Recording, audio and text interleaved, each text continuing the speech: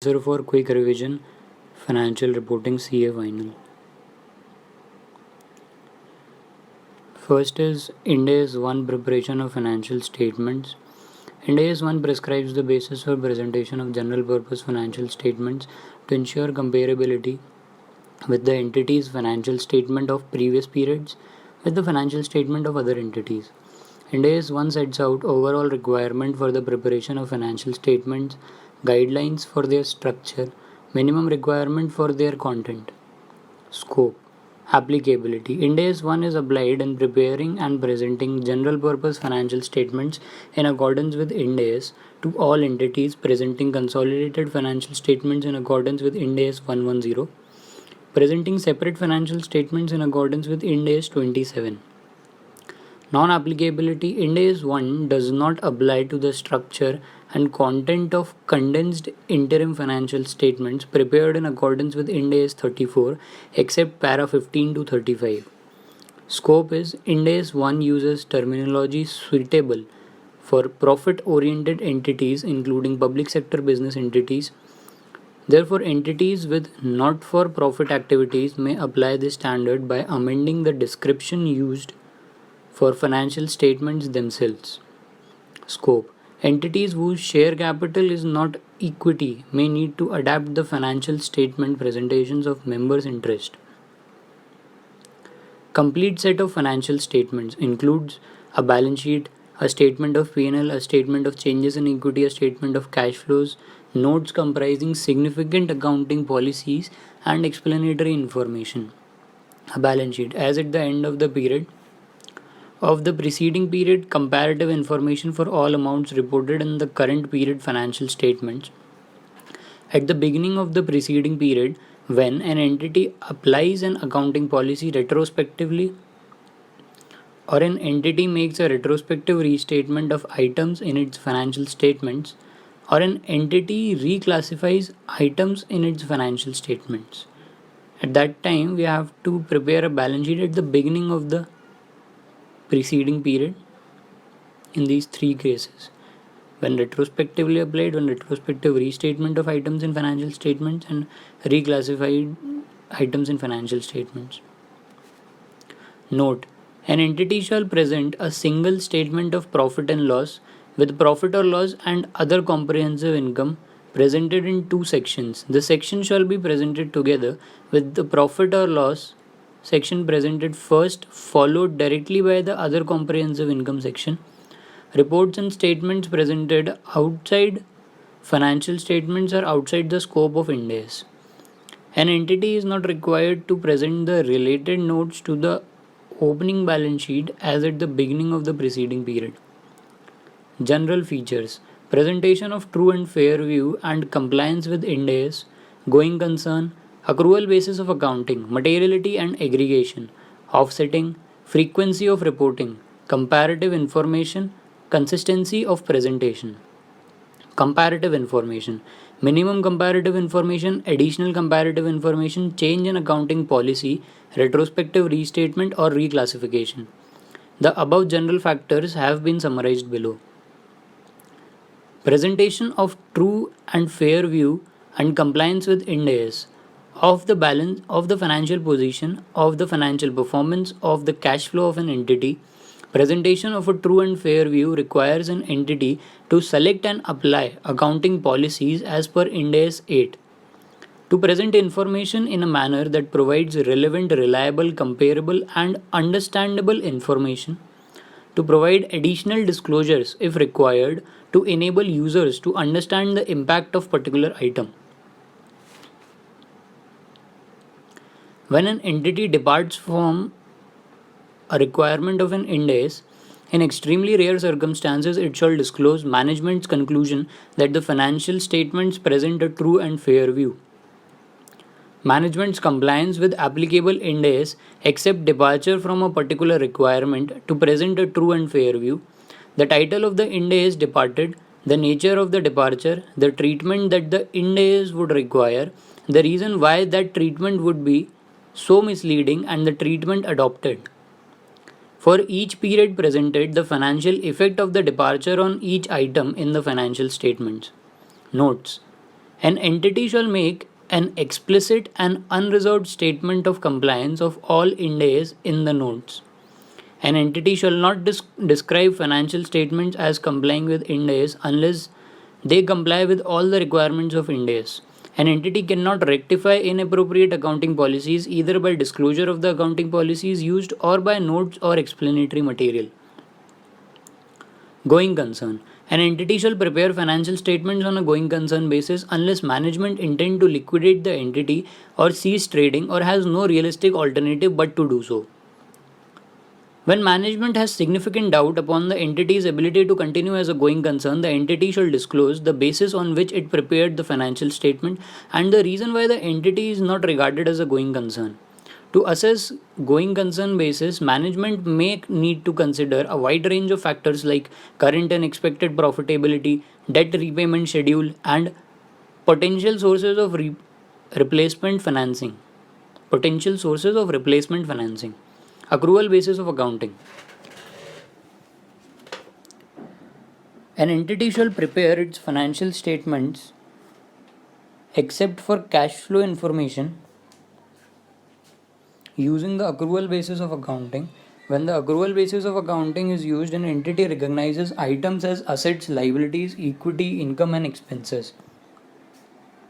Materiality and aggregation. Present separately each material class of similar items. Present separately each material class of similar item. Present separately items of a dissimilar nature or function only if it is material or required by law, even if it is immaterial. If required by law, even if it is immaterial.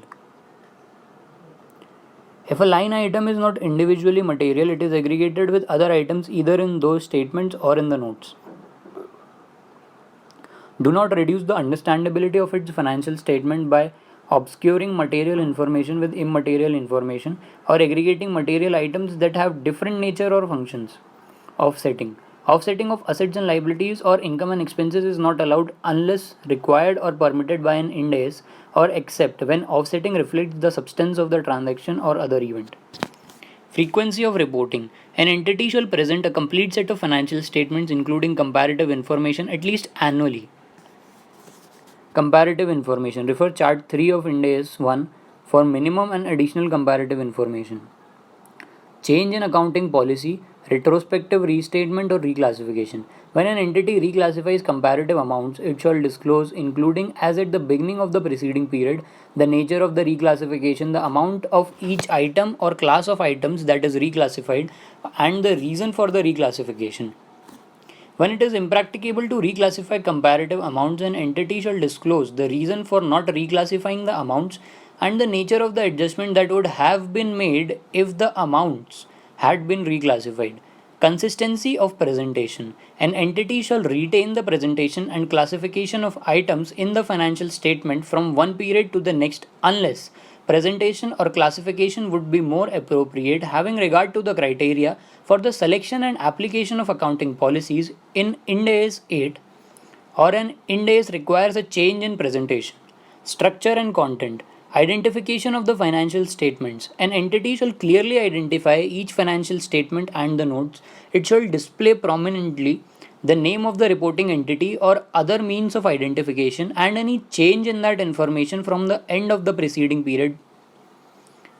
reporting period, whether the financial statements are of an individual entity or a group of entities. The date of the end of the reporting period or the period covered by the set of financial statements or notes, the presentation currency, and the level of rounding used in presenting amounts in the financial statements. The rounding off is acceptable as long as the entity discloses it and does not omit material information.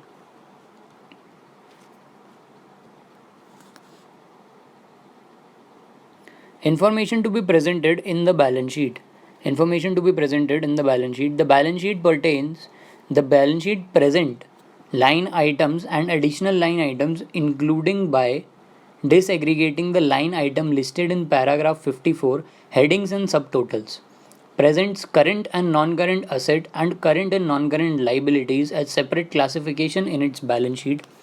It shall not classify deferred tax assets liabilities as current assets or liabilities. Exception. An entity may present all assets and liabilities in order of liquidity but shall disclose the amount expected to be recovered or settled no more than 12 months after the reporting period and more than 12 months after the reporting period.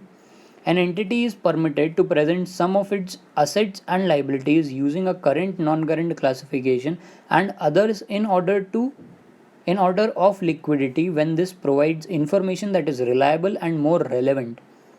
Current assets. Classify an asset as current when it expects to realize the asset or intends to sell or consume it in its normal operating cycle. It holds the asset primarily for the purpose of trading. It expects to realize the asset within 12 months after the reporting period. Or the asset is cash or cash equivalent unless the asset is restricted from being exchanged or used to settle a liability for at least 12 months after the reporting period. Classify all other assets as non-current. The term non-current includes tangible, intangible, and financial assets of a long-term nature. Operating cycle. It is the time between the acquisition of assets for processing and realization in cash and cash equivalents. When the entity's normal operating cycle is not clearly identifiable, it is assumed to be 12 months.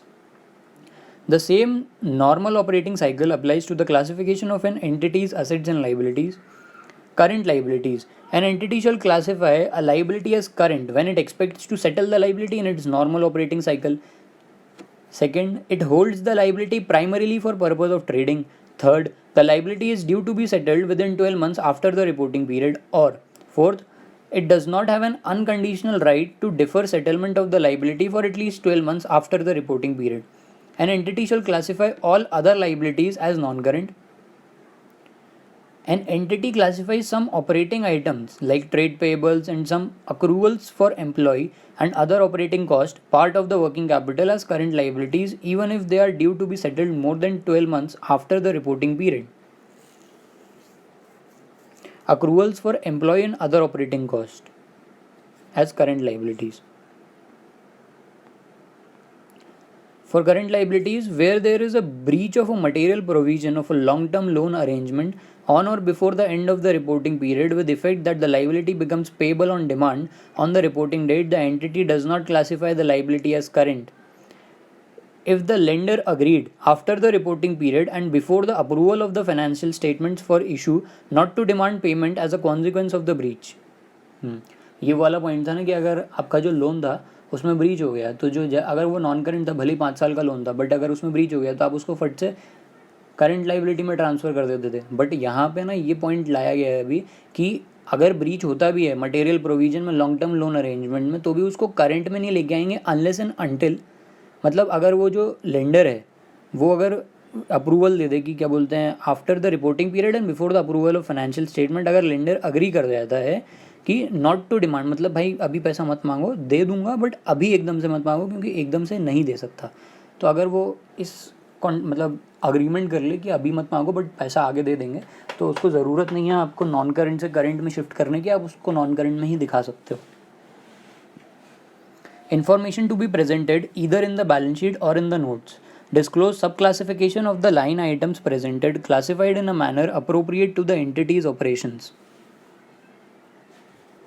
Statement of profit and loss. The statement of profit and loss shall present in addition to the profit or loss and other comprehensive income sections, profit or loss, total other comprehensive income.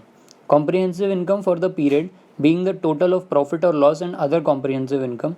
An entity shall not present any items of income or expenses as extraordinary items. An entity shall present an analysis of expenses recognized in profit or loss using a classification based on the nature of expense method. An entity shall present additional line items, headings and subtotals in the statement of profit and loss when such presentation is relevant to an understanding of the entity's financial performance. Information to be presented in the other comprehensive section. Present line items for the amounts for the period of items of other comprehensive income classified by nature and grouped into those that will not be reclassified subsequently to profit or loss and will be reclassified subsequently to profit or loss when specific conditions are met. The share of OCI of associates and joint ventures accounted for using the equity method separated into the share of items that will not be reclassified subsequently to profit or loss and will be reclassified subsequently to profit or loss when specific conditions are met. disclose the amount of income tax relating to each item of OCI, including reclassification adjustments either in the statement of profit and loss or in the notes. Present items of OCI either net of related tax effects or before related tax effects with one amount shown for the aggregate amount of income tax relating to those items. If an entity elects alternative B, it shall allocate the tax between the items that might be reclassified subsequently to the profit or loss section and those that will not be reclassified subsequently to the profit or loss section.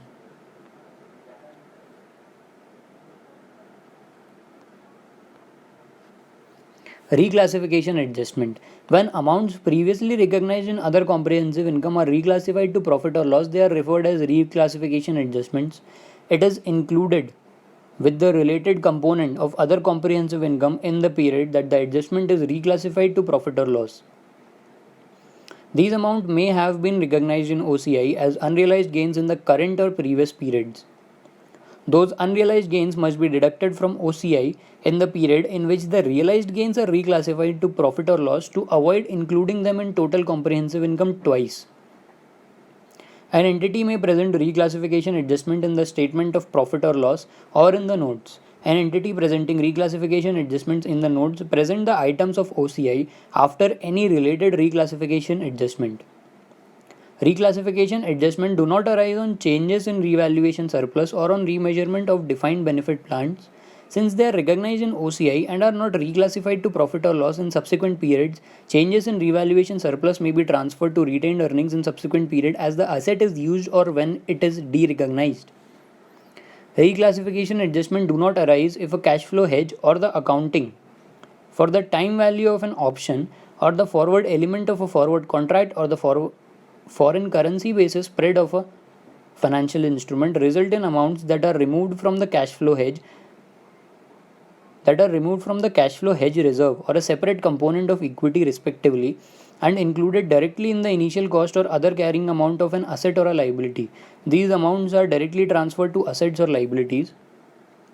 Information to be presented in the statement of changes in equity. Statement of changes in equity include the following information: total comprehensive income for the period showing separately the total amounts attributable to owners of the parent and to non-controlling interest. For each component of equity, the effects of retrospective application or retrospective restatement. For each component of equity, a reconciliation between the carrying amount at the beginning and at the end of the period separately as a minimum disclosing changes resulting from profit or loss, other comprehensive income, transactions with owners in their capacity as owners, showing separately contributions by and distributions to owners and changes in ownership interest in subsidiaries that do not result in a loss of control, and any item recognized directly in equity such as amount recognized directly in equity as capital reserve. For each component of equity, a reconciliation between the carrying amount at the beginning and at the end of the period separately as a minimum disclosing changes resulting from profit or loss, other comprehensive income, transaction with owners in their capacity as owners, showing separately contributions by and distributions to owners and changes in ownership interest in subsidiaries that do not result in a loss of control, and any item recognized directly in equity such as amount recognized directly in equity as capital reserve. Information to be presented in the statement of changes in equity or in the notes. Present either in statement of changes in equity or in the notes the amount of dividends recognized as the distributions to owners during the period and the related amount of dividends per share. Changes in an entity's equity between the beginning and the end of the reporting period reflect the increase or decrease in its net assets during the period, except for changes resulting from transactions with owners in their capacity as owners, such as equity contributions, reacquisitions of the entity's own equity instruments and dividends, and transaction costs directly related to such transactions.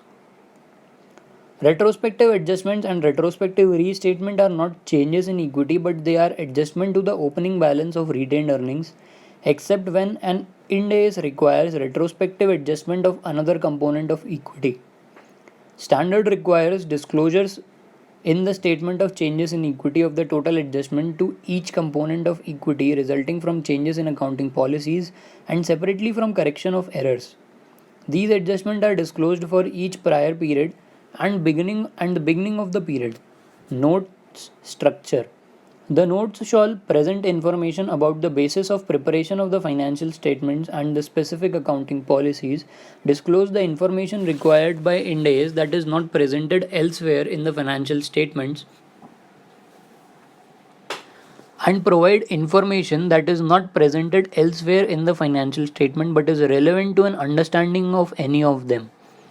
Present notes in a systematic manner, cross reference each item in the balance sheet and in the statement of profit and loss and in the statement of changes in equity and of cash flows to any related information in the notes. Notes. Disclosure of accounting policies. An entity shall disclose its significant accounting policies comprising the measurement basis or basis used in preparing the financial statements and the other accounting policies used that are relevant to an understanding of the financial statements. Additionally, it shall disclose the judgments apart from those involving estimations that management has made in the process of applying the entity's accounting policies and that have the most significant effect on the amounts recognized in the financial statement. Disclosure of an accounting policy may be significant because of the nature of the entity's operation, even if the amounts for current and prior periods are not material. Notes.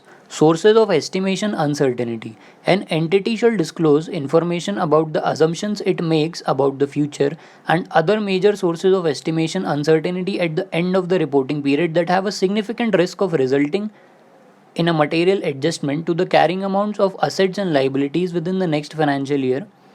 In respect of those assets and liabilities, the notes shall include details of their nature and their carrying amount as at the end of the reporting period.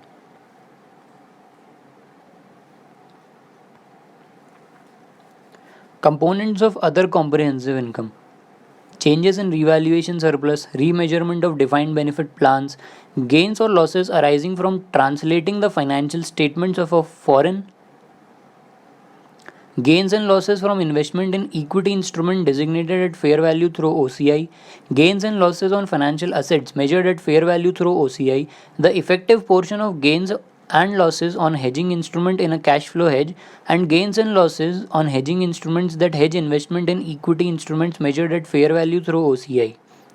For particular liabilities designated as at fair value through P&L, the amount of the change in fair value that is attributable to changes in the liabilities credit risk, changes in the value of time, changes in the value of the time value of options when separating the intrinsic value and time value of an option contract and designating as the hedging instrument only the changes in the intrinsic value. Changes in the value of the forward elements of forward contracts when separating the forward element and spot element of a forward contract and designating as the hedging instrument only the changes in the spot element and changes in the value of the foreign currency basis spread of a financial instrument when excluding it from the designation of that financial instrument as the hedging instrument. Ind AS 1.